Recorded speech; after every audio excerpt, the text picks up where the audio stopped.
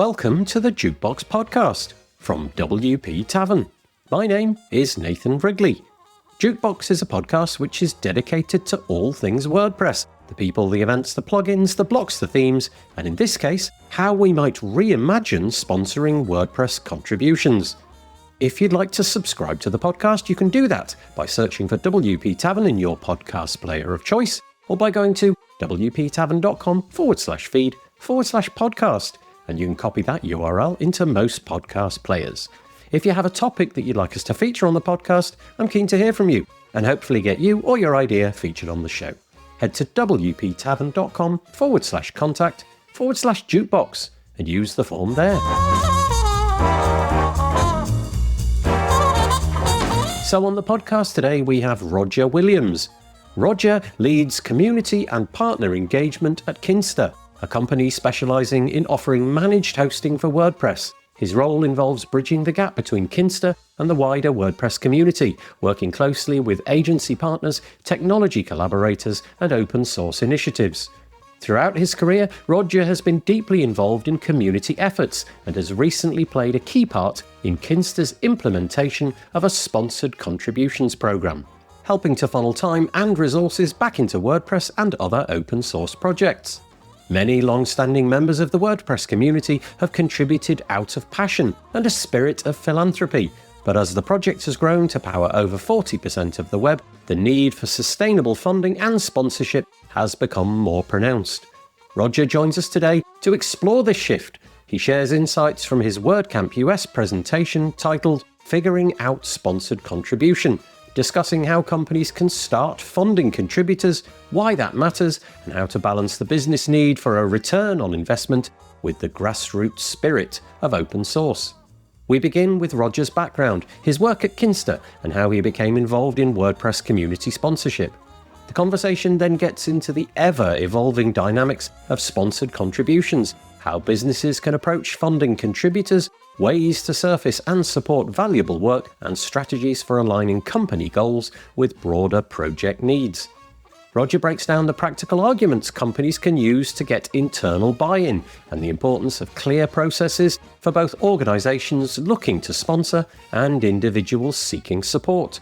Towards the end, Roger reflects on the challenges and opportunities of connecting those both from the philanthropic and commercial sides of WordPress, and he shares advice for anyone hoping to get their organization involved in similar programs. If you're interested in how WordPress sponsorships work, how business and community might collaborate, or you're seeking practical advice as a contributor or company, this episode is for you. If you'd like to find out more, you can find all of the links in the show notes by heading to wptavern.com/podcast, where you'll find all the other episodes as well. And so, without further delay, I bring you Roger Williams.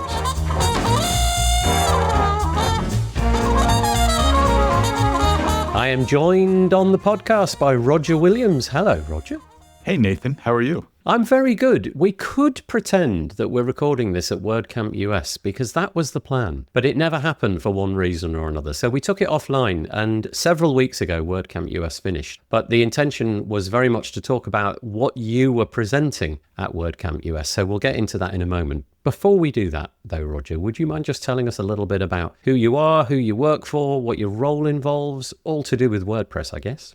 Yeah, no, absolutely. So my name's Roger Williams. I work at Kinsta, managed hosting provider for WordPress. Currently, my position is Partnership and Community Manager for North America. Very long title. What does that mean? My job is to interface with the public, with the WordPress community, with our agency partners and various technology partners, and just make sure that we're all on the same page and that whatever's going on outside of Kinsta is getting communicated inside of Kinsta, and whatever's happening inside of Kinsta is getting communicated outside. So I'm basically boiling the ocean. So it's a very easy thing, no problem at all. Truth be said, this is like the highlight of my career. I have to say, I get to travel, I get to meet a lot of neat and interesting people. I get to make amazing friends, and I get to talk about technology, the web, WordPress, and Kinsta hosting, which are all things that I'm very passionate about and enjoy talking about this ad nauseum. You can ask my wife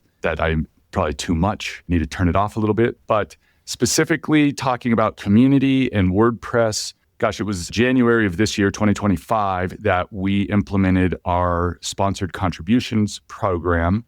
And I played a role in that. I played a role in getting the conversation happening around that inside of Kinsta.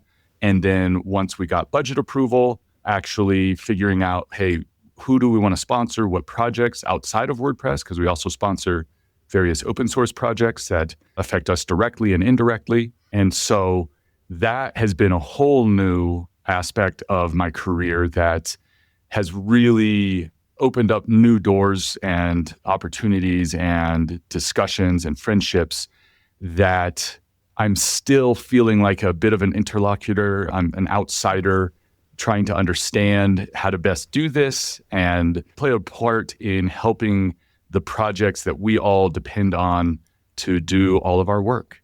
Nice. Thank you. Yeah, there's a lot in there to unpack, isn't there? It sounds like a full and varied role, but also you kind of sound a little bit like you're figuring this out over the course of 2025 and into 2026 and who you're sponsoring and what have you. And that was very much the tenor of the talk. So the title was very simple. The presentation that you gave was simply called Figuring Out Sponsored Contribution. But I'll just read into the record the blurb, not all of it, but much of it, because it will give everybody who's listening an idea of where you were going with that. So it says, open source software runs on passion, but passion doesn't pay the bills. WordPress powers over 40% of the web, yet many people maintaining it aren't funded.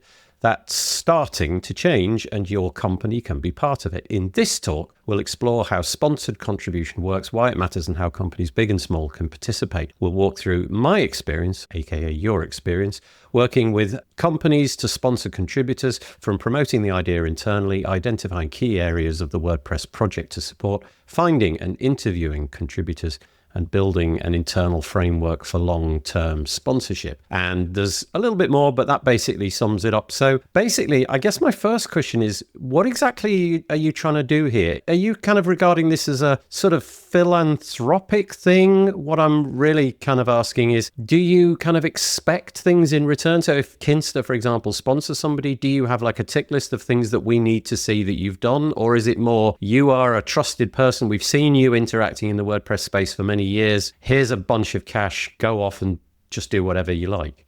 Yeah, excellent question. And thanks for reading that blurb. I don't think I've read that blurb in quite a few months, and it sounds really good. It was a great talk. Yeah. Somebody really put something together here. Really interesting question. And I think this kind of gets to the core of what I was trying to talk about in this talk, in the exploration that I'm trying to figure out in my own head, figure out inside of Kinsta, and possibly figure out in the larger community. There's a lot of humility involved in this, Nathan. I hope you can appreciate. I feel a lot of the times the imposter syndrome, right? Wow, I'm coming into a project that's over 22 years old. Many, many thousands of people have been involved. Many, many companies have been involved in this. Here's this new guy, I've been around for a little while, but relatively new guy on the scene, just coming in trying to tell people how all this is done. And I really hope that it doesn't come across that way. I'm really trying to explore this topic and understand it better for a few reasons. The first one is the most immediate. How can I get Kinsta involved in contributing and sponsoring WordPress and other open source projects? And so there's a combination of things happening there, right? And you brought it up in terms of, are there tangible things that we're looking for here, or is this simply just philanthropic? Hey, we're giving money away and everything will work out. And I think that there's a spectrum, and we're playing on the spectrum with it. Traditionally, and this is something that I talk about a lot in the talk, is traditionally in open source, the argument has been that I've seen, hey, you're using this software, you should give back to the software and to the project. But then you have on the other side, the business that is very much, hey, we need to generate revenue from our activities so that we can remain a business.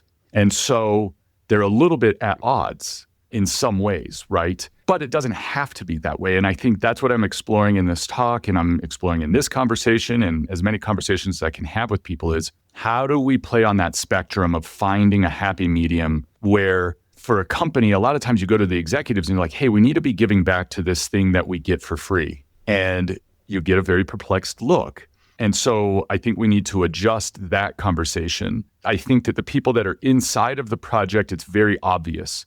Hey, we put a ton of time and effort into making this happen, whether you give back in terms of time and actually help us work on the project or give us money so we can sponsor people and pay for hosting costs and different things involved in it to make the project happen. I think it's very obvious for people inside of the project how that works. It's less obvious, and I kind of see there's three groups in all, right? You have the people inside of the project. It's very obvious. There's very little argument needs to be made. You have the second group, which is somewhere like a Kinsta will fall into, or someone like myself, who I've used open source software for many years, but I don't necessarily see exactly how to contribute back or the immediate benefits or the need, right? Hey, this thing's already here. I can go to the website, click download, and I've got it. There's that group that kind of see it, but need a little nudging. And then there's the general public or people that just don't really interface with open source software directly and just have no idea. They're just like, well, what is going on over there? People are just working on stuff for free and giving it away for free. That's crazy. And so there's another conversation that needs to happen there. I think with this specific talk, the group I'm trying to get to is that second group. The people that are just right there. It's just in a little bit of nudging of like, hey, you're really close to understanding the benefits of sponsoring and contributing back to the project. What are we missing in the conversation to really get them to understand it? So the answer I'm proposing is we need to talk more about return on investment and ROI and how do we frame that? So really long-winded answer here, but I think that there's a mixture of what are the things we're trying to achieve by giving back? How can we bring that back in a business sense to show executives, hey, look, the money that we're putting out here is benefiting us in certain ways. But then also being like, hey, there's also just kind of this nebulous aspect to it of if you help contribute to it, it will give you some benefits. So how do we balance and how do we find the spectrum here to land on? I hope that made some sort of sense. Yeah, it does. And it's interesting because where you got to about a third of the way through the answer, I think you said the word tension or conflict or something like that. But I think that's a really interesting part because if we were to rewind the clock to, let's say, 19 years ago when WordPress was still relatively new, I wasn't around in the WordPress space, but I was involved in other open source projects at the same time. And philanthropy was the word. There were just people donating loads of time because it was more or less this hobby thing. And then in some cases, the hobby thing collapsed and nobody ever heard of it again. And in the case of some software projects, WordPress most notably, it took off. It just absolutely skyrocketed and became the underpinning of, as you say in the presentation notes that you made, kind of 40% of the web. It became this critical piece of the puzzle. And so during the last 18, 20, 22 years, whatever it may be, the project has evolved. It's become critical. Like it or dislike it, companies both big and small are now relying upon it. They require it as part of their business, Kinsta being one of those companies. And so this tension exists. How do the companies do their bit? And how do the individuals do their bit? And the tension that I feel is, on the one hand, the people who've got that heritage of the more philanthropic side sort of saying, can't we just go back to how it was? Can we never talk about finance? Can we not think about money at all? And then on the other hand, you've got places like where you work who are with the best will in the world. It's about making some revenue and making money and paying the bills and all of that. You've got to figure out how the heck do you make contributions? How do you justify that to your bosses? How do they communicate what they've done effectively? And presumably part of your talk as well is about finding people that you would like to just give some money to as a helping hand to say, okay, off you go. You're not a part of the Kinsta organization, but we would like to help you. And in return, presumably there's a bit of mutual back rubbing. We'll pat your back, you pat ours, and so on and so forth. So hopefully I've parsed that about right. Yeah, no, I think you're laying it out very much as I'm going through in the talk is we need to talk business. And I know that for a lot of people inside of open source, this can be cringy and not pleasant and not what we want to do. And my argument is we have to get over that phase. We have to learn to start talking business and thinking business, thinking about return on investment. And so to me, it's becoming practical, right? We have this optimistic idea of like, well, people will just come to their senses and realize that if they sponsor and contribute to the project, it's going to help them. And we need to be much more strategic and more practical about it. And I break it down into 3 reasons to start kind of looking at when you're talking to executives, you're talking to businesses. And so there's strategic, operational, and second order benefits. So when I'm talking about strategic benefits, I mean, this is where it's just obvious, right? For a hosting company that does WordPress, it just makes sense. Like if WordPress isn't working well, then we're going to have trouble with our product. So strategically, it makes sense. If WordPress works well, if it's performant, if it's secure, this is going to lower our costs as a hosting company. So those are arguments to be putting forward there. From an operational perspective, you can start talking about technical debt, right? And this is where the CTO's eyes should light up, because technical debt is a real problem for any company that builds software. As you're building software, you now have to maintain that software. Well, if you're able to offload part of that software into the open source project, it now becomes something that the open source project maintains. It's the technical debt of the project. That now creates a vicious cycle, or not even vicious, but just a cycle of you now need to contribute to the project to help maintain that technical debt. But you're now, as an organization, offloading that to a larger organization and having more people being able to help maintain that software. So I think from an operational perspective, those are arguments that you can hit people with. And then finally, the second order benefits. And this is really where it kind of encompasses the arguments that have been traditionally the philanthropic argument, the just maker-taker argument and stuff like that. With second order benefits, you start seeing these additional benefits that maybe you can't exactly measure. This is where networking is happening. People are meeting and talking to each other. Maybe your developers are talking to their developers, or in the case of sponsoring contributors, those contributors can come into your organization and help the organization maybe understand how to use WordPress better and these different benefits. And so breaking it down into these practical arguments, these practical reasons for contributing can really help people who are not necessarily as well versed with open source or don't directly see the benefits, see that a little bit better. And then getting into what you're also talking about, finding contributors who maybe they align with your values, making sure that they're working on the stuff that you need them to be working on, the parts of the project that could use attention as far as your organization is seeing. And then also, one of the big things I look for is contributors who are mentors and are helping other contributors get into the project and help to grow the project's contributions overall. There's direct, tangible things. Hey, there's this ticket. Could you go work on this ticket? I'll be honest, I'm not that in depth yet. I've had contributors be like, hey, usually organizations are that pointed. And I'm like, okay, well, there's a goal for me to achieve at some point. But for me, it's more like, hey, are you doing good work? What are other people saying about you in the project?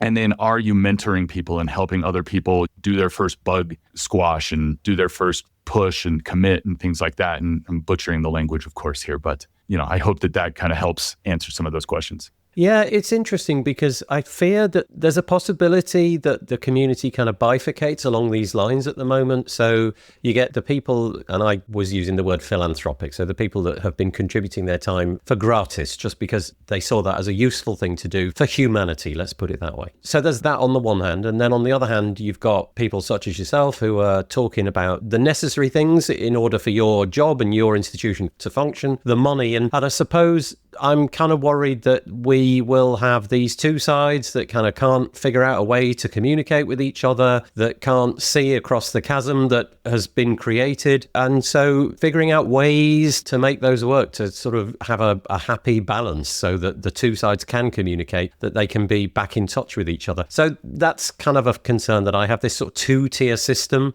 And the fear, I guess, more broadly is that if the money side of things becomes more prevalent and people find that intolerable, that ultimately will push people away who have been philanthropic and amazing in the use of their time and pushing the project forward. They'll see this as something that they can't cope with in the future, and they'll wish to step away, not contribute to it.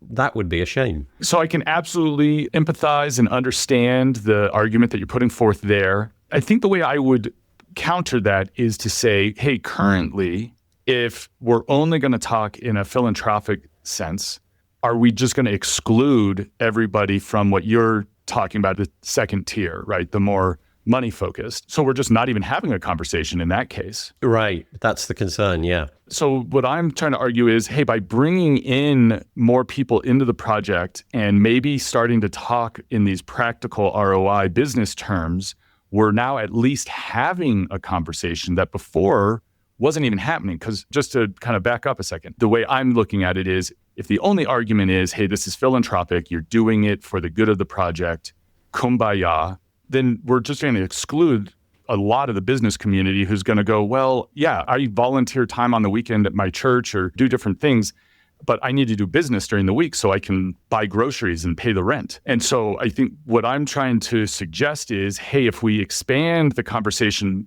beyond just philanthropic, beyond just the second order benefits, and we talk about operational and strategic benefits, in addition, we're now adding more people to the conversation that weren't in the conversation before. And eventually we're bringing them into the second order conversation, but we have to start by bringing them in with the strategic and the operational, because that's where their mindset is in the 9 to 5. And so to me, I think this is the opportunity to actually expand the pie and expand the amount of people in the project and talking about the project.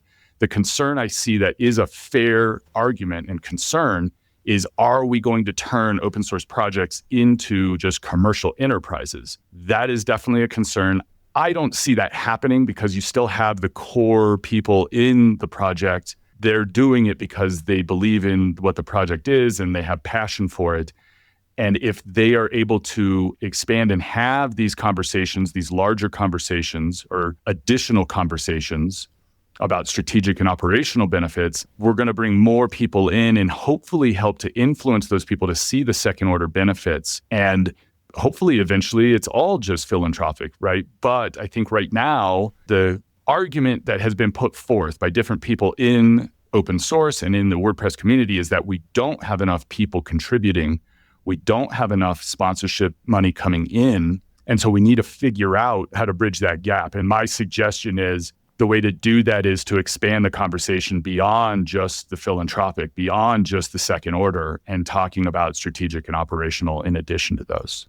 I have so many thoughts about this. So the first thing that comes into my head is trying to bridge a gap between the people out there at the moment who have been contributing. But you go around on Twitter, X, I guess, and you see people, don't you? You see it all the time. They even sometimes change their Twitter handle to, seeking sponsorship or something like that. But periodically you'll see somebody who, has been in the WordPress space for many years. And I don't know, maybe they have been contributing in some way, shape or form, but it's pretty clear that they would like to be sponsored for this particular rabbit hole that they've gone down. And so building a bridge to them is something I think really useful about what you're saying, because maybe there is no way of these two sides talking to each other. Maybe there is no kind of like a la carte menu, if you like. If you're one of these philanthropic contributors and you've never sought sponsorship before, but you like the idea of, well, wouldn't it be nice if for these 2 days a week that I typically contribute my time, wouldn't it be nice to get some finance? I'll do the exact same thing, but I'll actually receive some money for that. But I don't have the time to go out to 100 different companies with my, I'm going to use the word begging bowl. That is probably the wrong term, but you get the point. To these 100 different companies saying, look, I've been doing this for ages. Can you help me out? That kind of feels, there's something quite icky about that, isn't there? I think we can all identify that going out and sort of saying to companies repeatedly, please can I have some money? And then getting the inevitable 99% pushback. No, we haven't got any money for you. But I think what you're saying is you're going to build a system where that kind of stuff will be more obvious, where you'll say, these are the kind of things that we're looking for. Here's the application form if you want to sponsor. This is the kind of process that we're going to go through. These are the interview questions that we're typically going to answer. This is the pot of money that we've got available. This is how many people we want, and so on and so forth. So it's kind of bridging the gap so that the people who have been contributing, who are maybe nervous or don't see a way forward, can suddenly step into something more obvious, more a la carte, more straightforward and easy to kind of cherry pick. Yeah, I think that, this is getting to the heart of it, right? How do you individually sponsor people? How do individuals find sponsorship? And how do we make this all work? And backing up just for a second, there's two ways to look at contributing to open source projects. We're talking a lot about sponsoring individual contributors, which I would argue is the best way for an organization to get started. because it's the easiest way in some sense, right? There's an established person who's working in the project. You are giving them cash to do that work. The other way to contribute to the project is to actually spend time working on the project, right? So maybe you've got engineers inside of the company and you're like, okay, 10% of your time is, or 5% of your time, you're going to actually work on this project. That's a much bigger ask, right? Because usually when you hire an employee, you have a very specific set of tasks that you need to work on them for the company. And so asking the manager to figure out, hey, how can this person give 5% of their time to something that's outside of the company? That's a bigger ask. So I think for companies and organizations that are starting to dip their toe into contributing to open source, sponsored contributions is a great place to start. So that was a long way to get around to the question that you're posing here is, how do you actually do that? There's a chicken and the egg kind of situation that you're bringing up, right? At what point does an individual contributor know that, hey, Kinsta is a company to reach out to and ask for sponsored contribution? And then on the flip side, how does Kinsta know who to reach out to sponsor? And so my suggestion is to create a couple of different systems. So first, from the organizational perspective, really understanding what are the priorities for the organization, what would benefit them the most by sponsoring individual contributors. My argument is it's a pretty wide swath. A lot of people get focused on core contributors and actually working on tickets and things like that. I think it's a much broader effect. I think sponsoring people that are on the Polygons team, Kinsta, over half of our customers don't speak English. So having WordPress in non-English versions is huge for us. So sponsoring the Polygons team. The documentation team is huge, right? People need to be able to use WordPress. So are they going to contact Kinsta support for how to use WordPress, or can they just go to the WordPress site and look at documentation? So as an organization, you can get really strategic on this, but my argument would be, don't overthink it at the beginning. Just get started. And I think that's how I kind of end my talk is my biggest piece of advice is don't wait, just get started. Set aside some budget that you're comfortable with, that your executives are comfortable with, and then go and find some contributors. And then have kind of a process, right? Have an intake form. You mentioned having an intake form. Have an intake form. Ask them questions about what do they currently work on? What have they worked on in the past? What are their hopes and goals and aspirations on the project? And then, some very practical questions. Hey, would you be open to doing a blog post about your work and how Kinsta has helped with this? Very low level asks, right? We're not trying to ask people to get a tattoo of the logo on their forehead or something insane. It's very low effort. And my argument to companies is be very cautious. Step lightly into the marketing aspect of all of this. That should not be your primary focus. The primary focus is contributing to the open source project, not getting all this marketing benefit out of it. And so, make sure to frame it that way. From the individual contributors thing, one thing I do point out is up until recently, I've never actually been formally approached by somebody asking for sponsorship to contribute. You kind of talked about, hey, someone needing to spend a time reaching out to 100 different companies. You don't need to go that crazy. Just reach out to like the major hosting companies to start. But my argument is you need to do more than just say, hey, I work on WordPress, you need to sponsor me. You need to put together a little bit more of a pitch of, hey, I work on X, it accomplishes Y. I see this benefiting your organization in these specific ways. And if you're approaching it that way, that's going to catch someone's attention much better. And then just ask also just simple questions. Hey, do you have a formal sponsorship contribution project for WordPress? And if they say no, maybe, hey, would you like me to help you set that up? If they say yes, then it's, hey, what's the process for getting involved in that? These are just very simple questions. It's just a conversation, right? I say this, I've been in sales for decades now. It's second nature to me. I understand that for a lot of people, this isn't second nature for them.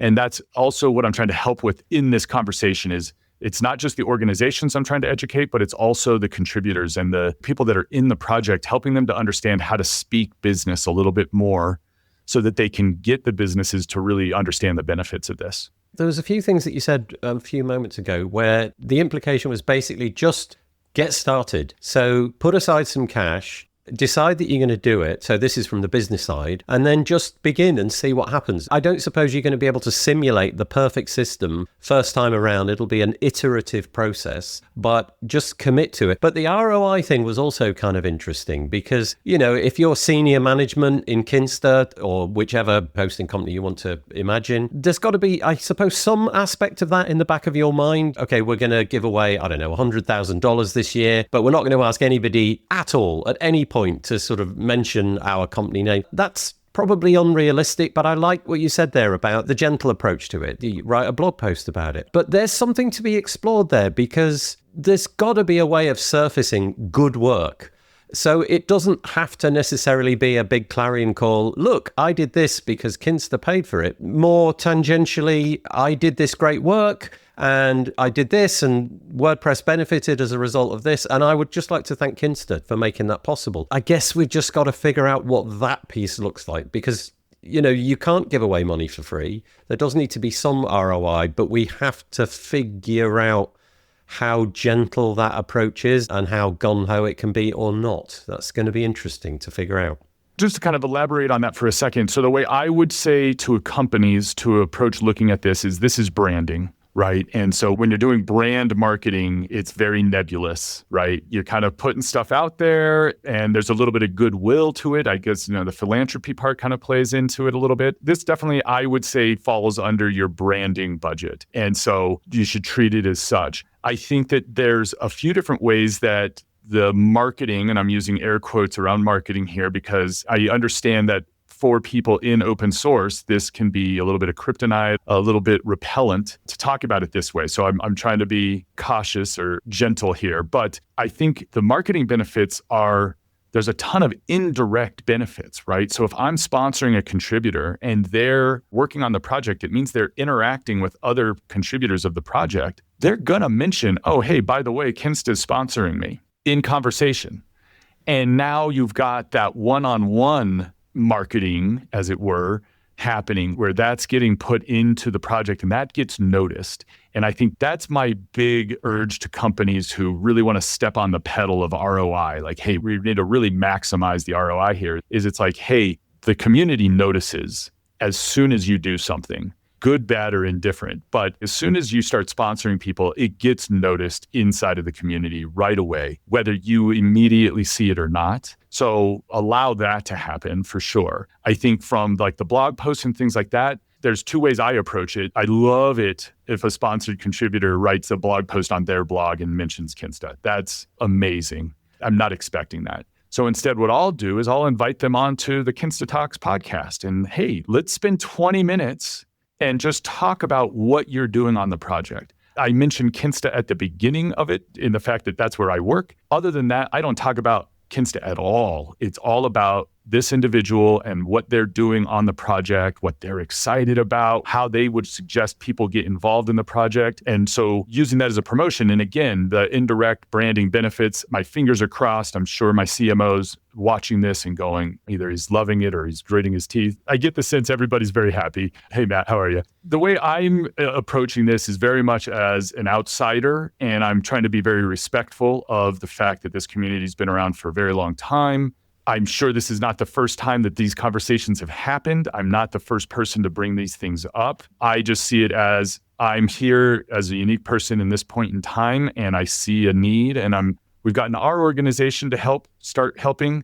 And what I'm trying to promote is getting other organizations to also realize this and also start promoting and sponsoring and contributing to the project. I think one of the things that will be really interesting is if, let's say that you become the fulcrum for all of this. And so Roger Williams is known at Kinsta. He's the person to go and speak to. Having that clarity is going to be really beneficial. So you don't have to go through those email hoops of, okay, you just use the contact form on the website and then get put through 9 different people who all say, actually, it's not me. Knowing who you've got to speak to and having that clear process, that contact form, whatever that may be, that intake form that we talked about earlier, that's really interesting. I'm just going to pivot it slightly. And I'm wondering what the kind of contributions that might fall into scope for you at Kinsta. So obviously the software itself, the core project, WordPress core, would, I'm sure, be in view. But what about other things like, I don't know, people who write documentation? You mentioned polyglots. There's obviously people who do do event organizing. There are people who do content creation, podcasts, YouTube channels, those kind of things. Do you have any constraints around the kind of contribution that you'd be interested in looking at, or will you listen to anybody?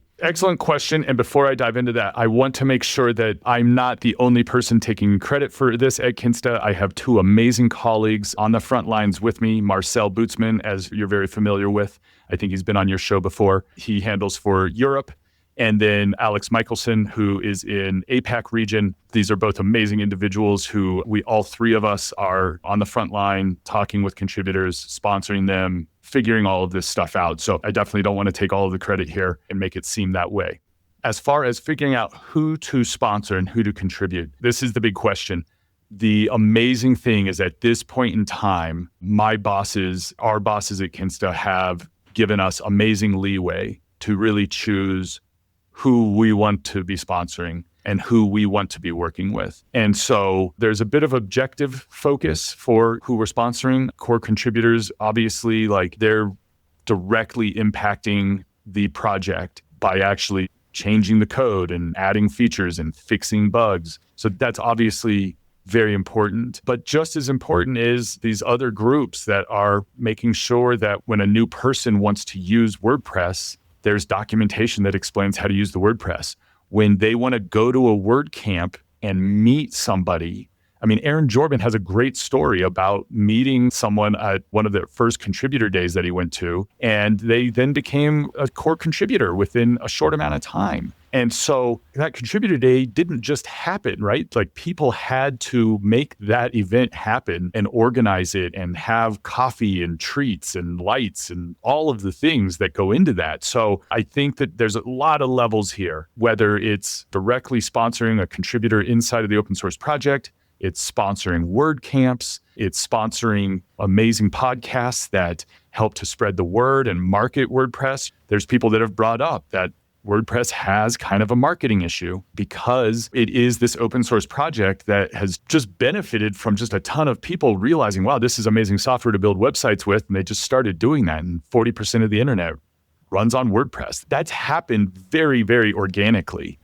And I think, though, that we're now at an inflection of the internet and the web where we maybe need to start becoming a little bit more intentional about the marketing and the promotion of WordPress. What I'm gathering from this is that, certainly from Kinsta's point of view, you just want to make this whole bi-directional thing just clearer. Kinsta's got some intention to sponsor, and we know who the people are. We know the kind of things that they want to sponsor. Maybe there's going to be some sort of landing page for that or some intake form. And so hopefully people who have it in mind that they wish to be sponsored, they'll be clearer on what kind of things are in scope, what kind of things are out of scope, how many people they need to jump through the hoops to get that sponsorship sorted out. So that kind of thing is really interesting. What do you think about the idea of, so we haven't discussed this, I'm just going to throw this in there. Do you think this is a company by company thing? So in other words, is Kinsta always going to be siloed in its approach to sponsoring?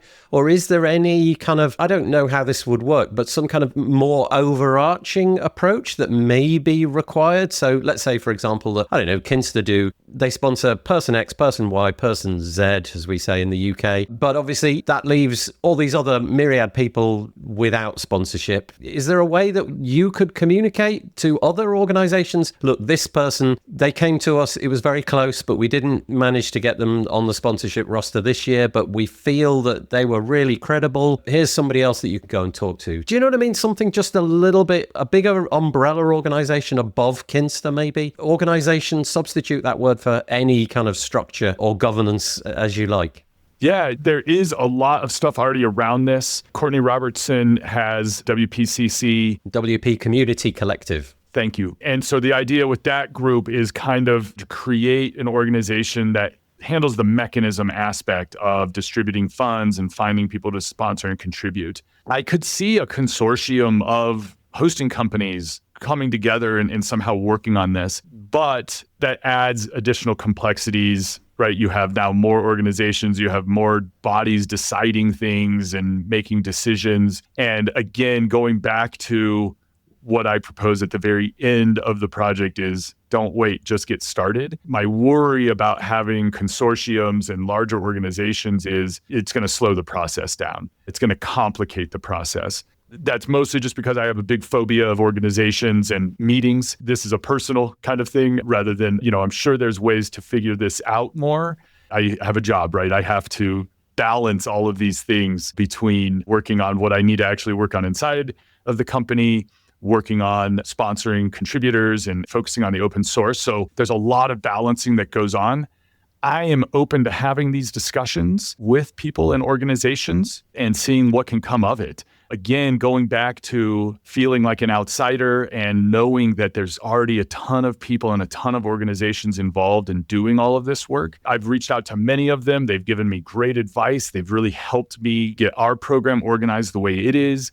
They helped me with my presentation and kind of figuring out what to talk about in here. And so I want to remain mindful that I don't have all the answers. I'm not the only person that's doing all of this. And I welcome people to come to me with suggestions and ideas. And I'm always open to talking. I don't think there's one size fits all, really, is there? Because the WPCC feels like a really great initiative. It has more of a kind of escrow kind of service feel to it. In other words, Kinsta, you put in your X amount of dollars and then the WPCC will figure out where that might go. But it may be that, you guys at Kinsta would like to have more of a kind of one-to-one relationship with the people that you're sponsoring. And so that's fine. Maybe you will have back channels to the people who do similar work at different companies. And so it will be more kind of laissez-faire than something a little bit more organized. Maybe it'll just be more back channel kind of thing. But that's really interesting. Honestly, the time has got away with us. We're at 45 minutes so far. So I think we're fast approaching the amount of time that we've got available for us. Is there anything in this that we missed out? Was there any kernel, any little nugget somewhere that we failed to mention? Or do you think we've covered the whole thing off? I think the one thing that maybe we skipped through a little bit is how to get your organization bought into this. We've talked about the reasoning.